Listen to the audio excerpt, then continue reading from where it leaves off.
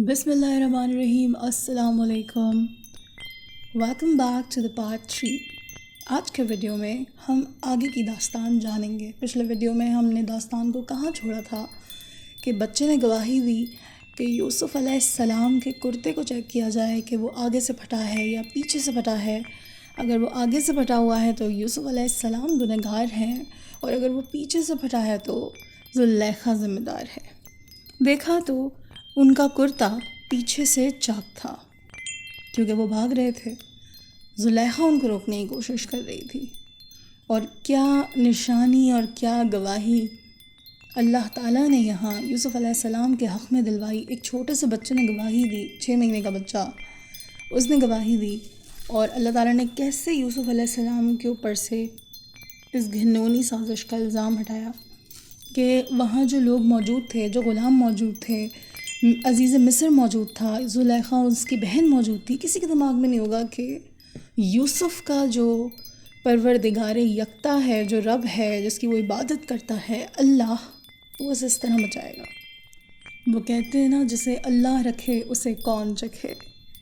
اب جب کرتا پیچھے سے پھٹا ہوا دیکھا تو عزیز مصر نے اصل حالت کو بھانپ لیا. وہ سمجھ گیا کہ کیا ہوا ہے، مگر عزت و ناموس کی خاطر معاملے کو ختم کرتے ہوئے یوسف علیہ السلام سے کیا کہنے لگا. اب یہاں اس کی عزت کی بات آ گئی ہے، کیونکہ جو غلط ثابت ہوئی ہے نا ابھی غلاموں اور تمام لوگوں کے بیچ میں، وہ اس کی بیوی ہے زلیخا، اور وہ کوئی عام آدمی نہیں ہے، وہ عزیز مصر ہے، بادشاہ کا ایک اہم وہ عہدیدار ہے. جو مصر کا بادشاہ ہے، فرما روا ہے، وہ اس کا ایک اہم عہدیدار ہے. تو عزیز مصر ہے، اب اس کی بیوی ہے، تو ظاہر ہے بیوی پہ بات آئے گی تو عزیز مصر پہ تو ویسے ہی بات آئے گی نا. اور یہ تو بہت ہی بڑی بات ہے ایک مرد کے لیے، ایک عورت کے لیے، کہ کسی کی بیوی ایسا کرے یا کسی کا شوہر ایسا کرے.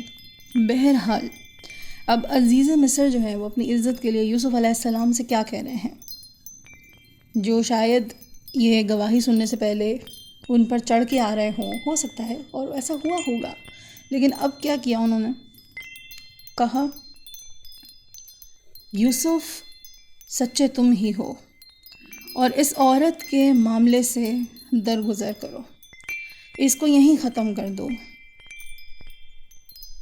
اور پھر اپنی بیوی سے کہا یہ سب تیرا مکر و فریب ہے، اور تم عورتوں کا مکر و فریب بہت ہی بڑا ہوتا ہے، بلا شبہ تم ہی خطا کار ہو، لہٰذا اپنی اس حرکت بد کے لیے استغفار کر اور معافی مانگ.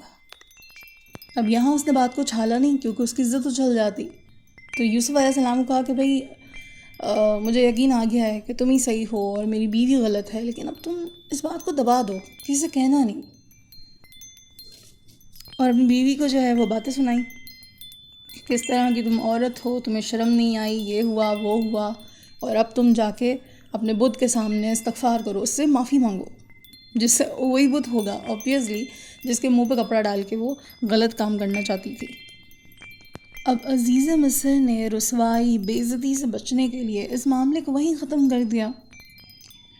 مگر یہ بات چھپ نہ سکی، پھیل گئی بری طرح. یہ بات جو بڑے بڑے خاندانوں کی عورتیں تھیں جن کے ساتھ زلیخا کا اٹھنا بیٹھنا، اس کی گیدرنگ تھی، یا کچھ عورتیں ایسی ہوتی ہیں جو آپ کی گیدرنگ کی ہوتی ہیں بٹ آپ سے حسد رکھتی ہیں اور موقع ڈھونڈتی ہیں کوئی ایسی بات سامنے آئے کہ آپ کو ہر جگہ بدنام کر دے. تو یہ بات پھیل گئی، یہ چھپ نہیں سکی. صرف عزیز مصر کے گھر تک نہیں رہی، باہر سب کو پتہ چل گیا کہ جو زلیخا ہے وہ کتنی بے حیا ہے، اور اپنے غلام پر جو ہے وہ ریچھ گئی. اتنے بڑے مرتبے کی عورت اور غلام سے ایسا کچھ چاہتی تھی وہ. تو لوگوں میں جو ہے نا وہ گفتگو شروع ہو گئی، اور آہستہ آہستہ یہ خبر جو ہے وہ زلیخا تک اور عزیز مصر پوطیفار تک پہنچ گئی کہ بھائی ہم تو ذلیل و رسوا ہو گئے ہیں. اب پھر سے جو ہے وہ ان لوگوں نے ٹارگٹ کیا یوسف علیہ السلام کو.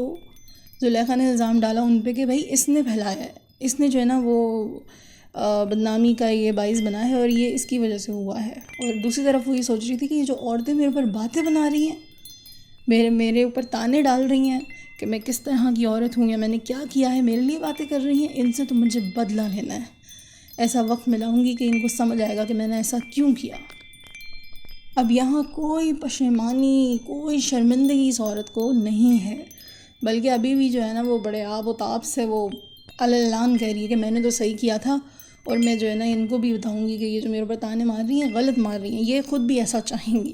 تو یہاں ابھی وہ بالکل جوش میں ہے اپنی برائی کے اور اپنی برائی کو اچھا کر کے بتانے میں. اب یہاں زلیخا نے چاہا کہ وہ ایسا انتقام لے کہ جس بات پر عورتیں اس کو تانے دے رہی ہیں وہ خود اس میں مبتلا ہو جائیں.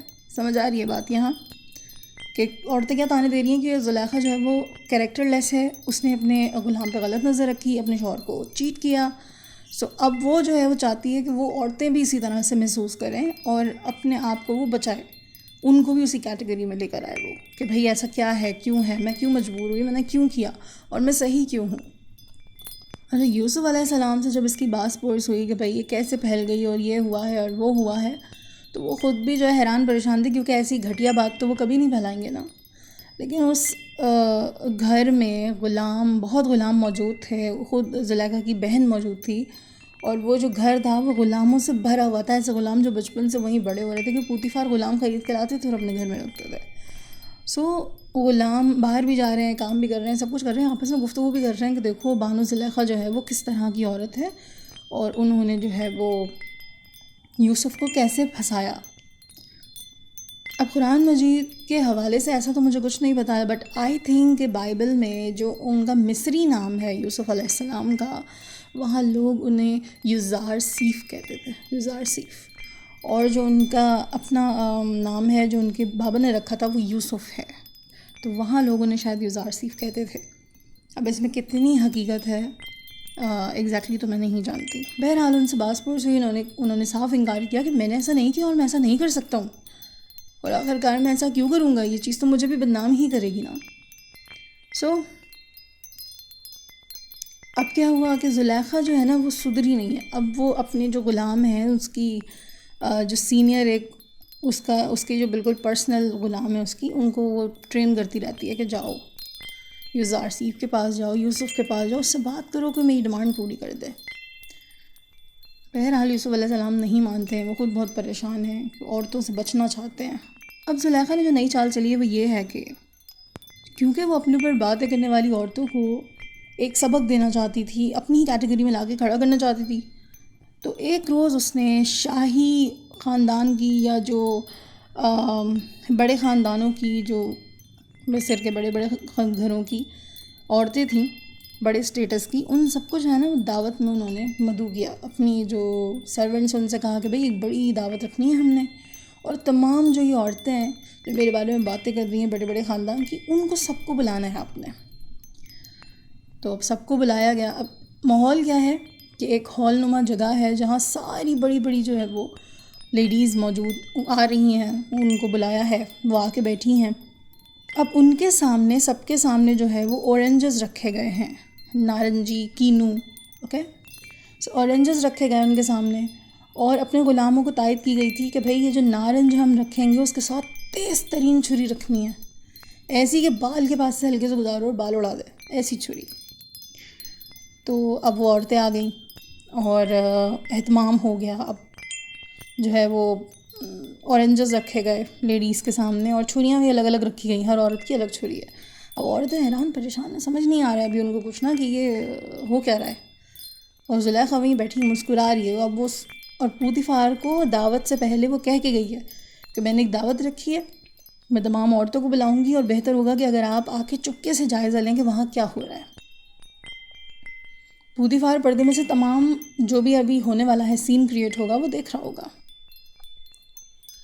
اب یوسف علیہ السلام کو ظاہر ہے وہ ابھی ان کے غلام ہیں، تو ان کو زلیخا نے کہا ہے کہ جب میں کہوں گی کہ آپ پھلوں کی ٹوکری لے کے اندر آئیں تو آپ اندر آئیں گے، پھلوں کی ٹوکری رکھیں گے اور واپس چلے جائیں گے، بس اتنا کام ہے آپ کا. اب وہ جو ہے وہ اچھے سے ان کو یہ بھی کہا کہ بھئی اچھے سے تیار ہو کے آنا ہے آپ نے. اور یوسف علیہ السلام کا حسن ایسا کہ لوگ مدہوش ہو جائیں، اللہ تعالیٰ نے ان کو بےحد حسین بنایا، بےحد حسین بنایا. تو اب سیکوینس میں لاتی ہوں، میں بہت گڑبڑ کر دی شاید. اچھا جی، اس نے پوتیفار کو کہا کہ دعوت ہے، آپ نے آ کے دیکھنا ہے کہ اس میں کیا ہو رہا ہے. یوسف علیہ السلام کو کہا کہ بھئی میں نے دعوت رکھی ہے، آپ نے تیار ہو کے بیٹھنا ہے، میں جیسی حکم دوں گی کہ آپ نے پھلوں کی ٹوکری لے کے اندر آنا ہے، آپ اندر آئیں گے، پھلوں کی ٹوکری رکھیں گے اور واپس چلے جائیں گے. غلاموں کو کیا کہا کہ بھئی نارنجی جو اورنجز ہوتے ہیں وہ لا کے رکھیں اور تیز ترین نائفز لا کے رکھیں، ہر عورت کی الگ الگ چھری، الگ الگ کینو. ہو گیا سب کچھ ویسے ہی ہو گیا. اب جو میزبان زلیخا ہیں وہ ان سے کہتی ہیں کہ آپ اپنے اپنے اورنجز اور نائف کو اٹھا لیں، اور جیسے ہی میں آپ سے کہوں تو آپ لوگ اس کو کاٹیں اور اس کے مزے سے لطف اندوز ہو جائیں، اس کو کھائیں. عورتیں اب سسپنس میں ہیں کہ بھائی یہ کیا رہی ہے یہ ہمارے ساتھ، اور دوسری طرف عورتیں سوچ رہی ہیں کہ ابھی اس کی اتنی بدنامی ہوئی ہے اور یہاں یہ اتنا بڑا گرینڈ پارٹی رکھ کے ہمیں انوائٹ کر رہی ہے، کر کیا رہی ہے، دماغ ٹھیک ہے اس کا. بہرحال عورتوں نے جو ہے وہ اورنجز اٹھائے، نائفز اٹھائیں اور کاٹنے لگیں. زلیخا نے اپنے غلام کو اشارہ کیا کہ بھائی بھیجو یوسف کو. اب یوسف ایک الگ جگہ کمرے میں بیٹھے، وہ بہت پریشان ہے. وہ ظاہر غلام ہے، وہ حکم تو ماننا ہے لیکن وہ یہ سب نہیں کرنا چاہتے ہیں. اب وہ جو غلام ہے زلیخا کی، ان کو کہتی ہیں کہ آپ بھیجیں یوسف کو. وہ اشارہ کرتی ہے، وہ یوسف علیہ السلام کے پاس جاتی ہیں کہ بھئی اب جانا ہے آپ نے. وہ ویسے ہی کرتے ہیں جیسے زلیخا نے کہا. پھلوں کی ٹوکری لی اور جو ہال ہے جہاں پوری دعوت کو جو انہوں نے ارینجمنٹ کیا ہوا ہے وہاں اینٹر ہوتے ہیں، اور جیسے بیچ میں انہوں نے ریمپ بنایا ہوا تھا، اس پہ واک کرتے ہوئے یوسف علیہ السلام پھلوں کی ٹوکری لے کے گئے، پھل رکھے اور ویسے ہی چلتے ہوئے واپس آ گئے. یہ بھی نہیں کہ کسی عورت کو دیکھا ہو، کسی کو سلام کیا ہو، کسی سے کوئی بات کی ہو، کسی کو مسکرا کے دیکھ لیا ہو، کچھ بھی نہیں. اور ان عورتوں نے کیا کیا، جو اورنجز کے چھلکے اتار رہی تھیں، کینو کو کاٹ رہی تھیں کھانے کے لیے، وہ اتنی مدہوش ہو گئی ان کو دیکھ کے. انہی کے سامنے باتیں شروع کر دیں اور انہوں نے کینو کی جگہ اپنے ہاتھ کاٹ ڈالے، اپنے ہاتھوں کو کاٹ لیا انہوں نے. تیز چھریاں تھیں نا، تو ان کو یہ اندازہ ہی نہیں ہوا کہ یہ ہوا کیا ہے. انہوں نے اپنے ہاتھ کاٹ لیے. تو باقاعدہ کہہ رہی ہیں کہ یہ تو کوئی فرشتہ آسمان سے اتر کے آ گیا، کتنا حسین ہے، یہ کون ہے. اور اس بات کی گواہی بھی دے رہی ہیں کہ زلیخا جو ہے نا، جو اس نے کیا ہے وہ صحیح کیا ہے. اگر ہم بھی ہوتے تو شاید ہم بھی یہی کرتے. تو یہاں عورتیں یہ حرکتیں کر رہی ہیں، پوتیفار پردے کے پیچھے سے دیکھ رہا ہے اور زلیخا خوش ہو رہی ہے. کیونکہ زلیخا چاہتی تھی کہ وہ جو ان کے حسن کی دیوانی ہو کے اور ان کے پیچھے پاگل ہو گئی تھی، تو وہی عورتیں جب یہ حرکتیں کریں تو پوتیفار کو لگے کہ بھائی یہ زلیخا کی تو غلطی نہیں ہے، یہ تو سب یوسف کا کیا دھرا ہے کیونکہ وہ حسین ہے. تو وہ لوگوں پر اپنے آپ کو اس طرح بے گناہ ثابت کرنا چاہتی تھی کہ وہ یہ دکھانا چاہتی تھی کہ بھائی دیکھو میں تو غلط نہیں ہوں، میرا کیا قصور ہے، مجھے تو یوسف کے حسن نے بہکایا. اب یوسف علیہ السلام رکھتے ہیں، واپس چلے جاتے ہیں. وہ واپس جا کے اپنا سر پکڑ کے بیٹھ جاتے ہیں، وہ جو بھی پیچھے ہوا ہے. پوتیفار بھی چھپ کے یہ سب کچھ دیکھ رہا ہوتا ہے اور وہ بھی پھر غصے میں وہاں سے چلا جاتا ہے. اب جو عزیز مصر کی بیوی ہے زلیخا، وہ بے حد خوش ہوئی کیونکہ مطلوبہ نتائج آ گئے تھے. اپنی کامیابی پر، عورتوں کی شکست پر اس کو فخر ہوا. وہ کہنے لگی یہی تو وہ غلام ہے جس کے عشق و محبت کی وجہ سے تم مجھے طعنے دے رہے ہو، مجھے برا کہہ رہے ہو. یہی تو ہے وہ، اور تیر لعنت و ملامت کا نشانہ بنایا ہوا ہے. اب اس کو دیکھ کر تم لوگوں کا یہ کیا حال ہے، کیا حال ہوا ہے تمہارا؟ بتاؤ میرا یہ عشق بیجا ہے یا بجا ہے؟ تمہاری ملامت غلط ہے یا صحیح ہے؟ اب زلیخا عزیز مصر کی بیوی کہتی ہے بے شک میں نے اس کا دل اپنے قابو میں لینا چاہا، مگر وہ بے قابو نہ ہوا. مگر میں کہہ دیتی ہوں کہ اگر اس نے میری بات نہ مانی تو پھر سزا یہ ہے کہ وہ قید ہو کر رہے گا اور بے عزت پڑا رہے گا. یوسف علیہ السلام نے زلیخا کی یہ باتیں سنی اور عورتوں اور زلیخا کو اپنے خلاف پایا. تو انہوں نے ایک بد دعا کی کہ یا اللہ، یہ جو عورتیں مجھے جس طرف بلا رہی ہیں اس سے تو بہتر ہے کہ میں قید میں ہی رہوں، اس سے تو زندان بہتر ہے.